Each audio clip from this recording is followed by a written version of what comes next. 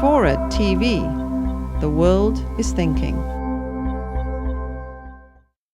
What would you tell someone that looks at himself in the mirror and to the world looks normal, but to himself looks ugly because it doesn't fit the picture perfect that is out there in the world how one should be?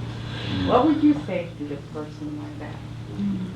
Well, I would just listen to a person like that, for sure, and I might talk about my experience. It took me years of performing. I don't know how I did it, but I did, and for one thing, people would tell me after a show or after a talk, David, you're so inspiring, and you changed my life. And I would think to myself, you're pathetic, why don't you get a life?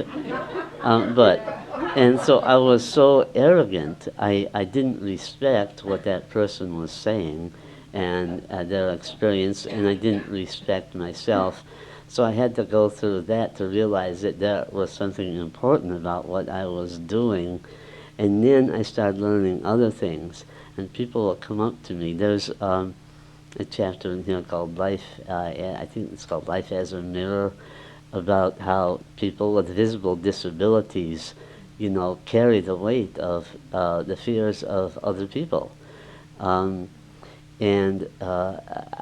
learned that people confided in me, and they say things like, well, I have a story in my show about the first time I talked about facial difference. This lovely woman came up to me and said, oh, that's wonderful, it was really terrible for me in high school too, and I'm still so ashamed of my freckles.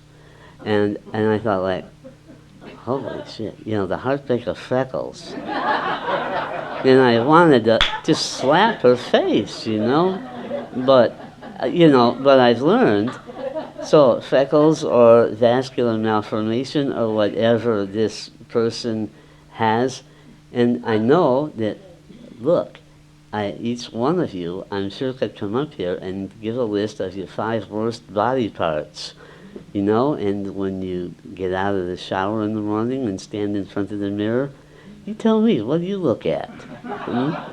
All the good stuff? Or you like, and everybody has it. And, it's a deep thing, too. It's not just like a Hollywood, Mill Valley Botox Club kind of thing. It's deeper. It's like St. Augustine making up the idea of original sin, that human beings are intrinsically evil at birth. And by the way, he said that is accomplished by sperm. So he's like, okay, why not? Make up whatever you think. Or, he's sort of like the Dr. Ruth of his day,